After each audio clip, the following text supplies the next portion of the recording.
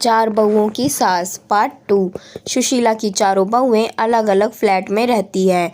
एक दिन सुशीला के पास गांव से उसके भाई हितेश का फ़ोन आता है। हितेश: सुशीला दीदी कैसी हो आप? सुशीला: मैं तो ठीक हूँ हितेश, तुम कैसे हो? बहुत दिनों के बाद फ़ोन किया, सब ठीक तो है ना?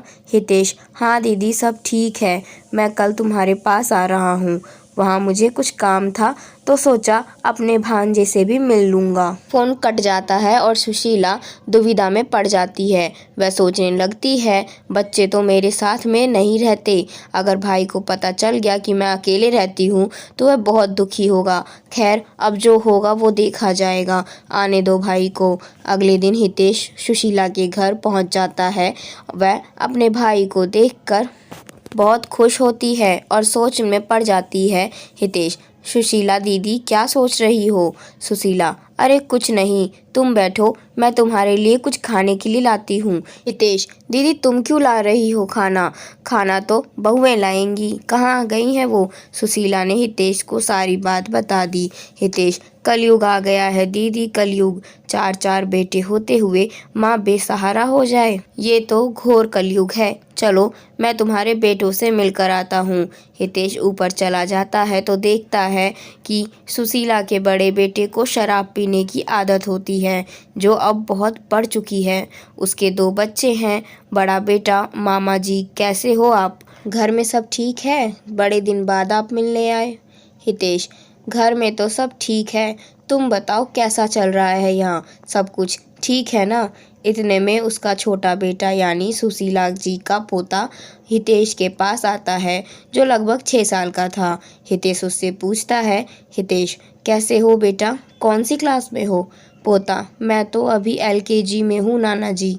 हितेश: अच्छा, बड़े होकर क्या बनोगे? पोता: मैं बड़ा होकर पापा की तरह शराबी बनूंगा। यह सुनकर सभी लोग भौंचक्कर हो रह गए और रोमा फूट फूट कर रोने लगी और रोते हुए बोली, रोमा अगर मैं अलग ना हुई होती तो ये इतनी शराब नहीं पीते, माँ के साथ रहते तो ये इनको माँ से थोड़ी शर्म भी होती, और बच्चे भी वही सीख रहे हैं जो ये सिखा रहे हैं। थोड़ी देर बाद हितेश ऊपर दूसरे भांजे के पास जाता है। वहाँ की हालत कुछ अजीब सी ही थी, जैसे चारों तरफ सामान बिखरा हुआ था, कोई साफ सफाई नहीं। टीना सारा दिन सोती रहती या टीवी देखती रहती। हितेश से घर की हालत देखी नहीं गई और उसने बातों बातों में पूछ ही लिया, हितेश बेटा घर बदल रहे हो क्या? सब सामान बिखरा हुआ है। मामा जी की बात सुनकर टीना झट से बोली, टीना: मामा जी पहले सब माँ के साथ रहते थे ना, तो सारी बहुओं को एक ही काम करना रहता था तो काम जल्दी से हो जाता था। अब सारा काम मुझी को करना पड़ता है, तो समझ भी में नहीं आता कि कहाँ से शुरू करूँ और कहाँ पे ख़त्म करूँ। हितेश: अरे बेटा तो एक काम वाली रख लेते। टीना: इनकी इतनी सैलरी कहाँ है कि काम वाली को रख सके? मामा जी हम अलग फ्लैट में ना रहते ना तो इतनी परेशानी ना होती, वहाँ सब मिलजुल कर काम कर लेते थे। ये कहते ही टीना की आंखों में आंसू बहने लगे थे। हितेश वहाँ से भी चला जाता है और तीसरे बेटे के घर यानी तीसरी मंजिल पर पहुँचता है। वहाँ हितेश का तीसरा भांजा और उसकी पत्नी मीनू आर्थिक तंगी से गुजर रहे थे। हितेश: बेटा कैसा चल रहा है? तुम्हारी माँ ने बताया है तुम सब अलग अलग रहते हो, तो मैं आ गया हूँ तुमसे मिलने। तीसरा बेटा: सब ठीक है मामा जी, आप बताओ आप कैसे हो? मीनू: मामा जी आए हैं, कुछ खाने को लाओ। इतना सुनते ही मीनू रसोई में डब्बे में देखने लगती है।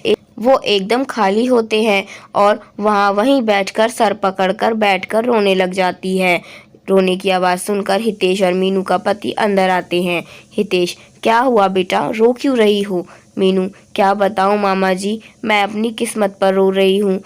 अगर मैं भाभीियों की बातों में आकर घर से दूर ना होती ना तो आज ये दिन देखना पड़ता, ना घर में खाने के लिए कुछ है और काम का भी कुछ पता नहीं मिलेगा कि नहीं। मेरी सास हमेशा हमारी ख्याल रखती थी, आज ये दिन सिर्फ मेरी वजह से देखने को मिल रहा है। मीनू अपने किए हुए पर बहुत पछताती है। अब हितेश चौथी मंजिल पर जाता है तो वहाँ ताला लगा हुआ दिखता है। तो वह अपने भांजे को फ़ोन करता है तो पता चलता है कि उसका एक्सीडेंट हो गया है। वो और उसकी पत्नी रितु अस्पताल में है। हितेश भी अस्पताल पहुंचता है। हितेश, अरे बेटा तुम ठीक तो हो? कैसे हुआ तुम्हारा एक्सीडेंट? हितेश के चौथे भांजे ने सारी बात बताई। इतने में रितु भी आ जाती है। रितु, मामा जी नमस्कार, अच्छा हुआ आप आ गए। मैं तो यहाँ अकेले बहुत परेशान हो गई थी। कभी दवाई का पर्चा तो कभी दवाई का चक्कर। हितेश, तो तुम दोनों दीदी को खबर क्यों नहीं दी? रितु, किस मुंह से मैं फ़ोन करती माँ जी को? उनका दिल भी बहुत दुखाया है हमने। आज बहुत पछता रही हूँ जो उनसे अलग रहने के लिए सोचा। अगर हम सब साथ रह रहे होते तो आज मुझे इतनी परेशानी का सामना नहीं करना पड़ता। हितेश अपने तीनों भांजों और सुशीला जी को खबर कर देता है और सभी अस्पताल में आ जाते हैं। हितेश चारों भाइयों को एक दूसरे की परेशानी के बारे में बता देता है। चारों भाई एक दूसरे के गले लगते हैं और एक दूसरे से माफ़ी मांगते हैं। चारों बहुएं भी सुशीला जी के पैर में छूकर अपने सास से माफ़ी मांगने लगती है। अब दोबारा सारा परिवार एक हो गया और सब मिलजुल कर रहने लगे। अगर एक भाई पर कोई परेशानी आती तो सारे भाई मिलजुल कर उसका सामना करते। एक दिन सुशीला ने अपने बेटे और बहुओं को बुलाया और कहा, देखो तुम सब एक साथ रहते हो तो कितने खुश रहते हो। कोई मुसीबत तुम्हें छू भी नहीं सकती। इसलिए तो कहते हैं मुश्किल वक्त भी टल जाता है जब अपनों का साथ मिल जाता है। तो दोस्तों, आज की कहानी में बस इतना ही। उम्मीद करती हूँ कि इस कहानी से आपको कुछ ना कुछ सीख ज़रूर मिली होगी। तो मिलते हैं अगली वीडियो में नई कहानी के साथ। आज की वीडियो में बस इतना ही। Thank you for watching.